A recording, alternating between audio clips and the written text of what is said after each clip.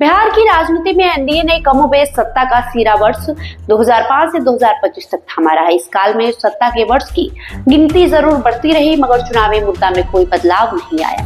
आपको बता दें कि एनडीए के चुनावी पराक्रम पर जब कभी राष्ट्रीय जनता दल के विरुद्ध आवाज उठाई तो पहला शब्द जंगल राज निकला। साथ ही याद है ना पति पत्नी का राज। साल 2005 में भी चुनावी प्रचार में बतौर मुद्दा सुशासन और विकास का स्थान जंगल राज के बाद आया। आज 20 साल बाद 2025 के दौरान भी चुनावी दंगल में उतरे अमित शाह का मुद्दा जंगल राज ही बनकर उभरा हुआ है। ऐसे में अमित शाह ने लालू यादव पर हमलावर होते हुए क्या कहा, ये अहम हो जाता है। बिहार विधानसभा चुनाव की गर्माहट के बीच बिहार आए केंद्रीय गृह मंत्री अमित शाह चुनावी जंग में जंगल राज पर तड़का लगा गए।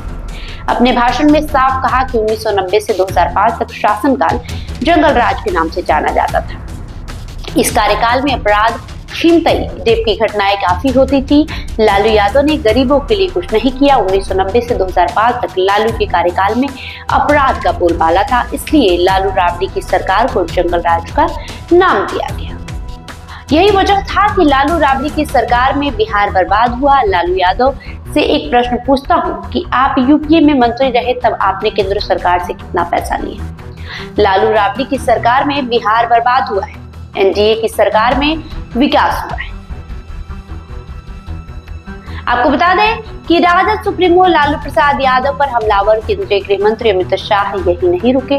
अब हमले के दूसरे पायदान पर विकास के सहारे राजद के शासनकाल पर निशाना भी खूब साधा। उन्होंने कहा कि एनडीए सरकार में बिहार का विकास हुआ है। पिछले 10 साल में पीएम नरेंद्र मोदी ने 60 करोड़ गरीबों के लिए काम किया, मगर यूपीए सरकार में अहम रोल निभाने वाले लालू यादव ने बिहार के गरीबों के लिए कुछ नहीं किया। पीएम मोदी ने गरीबों की मदद के लिए सहकारिता के क्षेत्र में काफी काम किया। सहकारिता क्षेत्र में हुए काम से सबसे ज्यादा फायदा बिहार को होने वाला है। आप नरेंद्र मोदी पर भरोसा कीजिए और बिहार में एनडीए की सरकार बना दीजिए। वादा करते हैं चीनी मिल फिर से शुरू करेंगे। दलहन का एक एजेंडे एमएसपी पर खरीदा जा रहा है। 8000 करोड़ से पुलों का निर्माण हो रहा है। बिहार में मखाना बोर्ड बनाया गया है।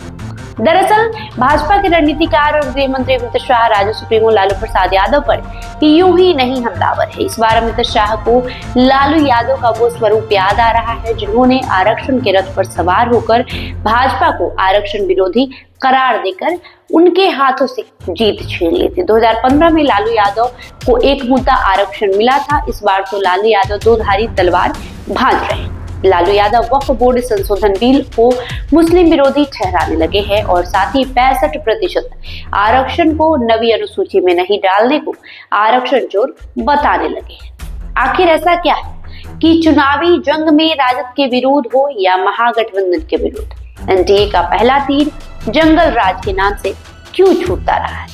क्या वंशवाद, विकास और सुशासन जैसे मुद्दे पर भरोसा नहीं है?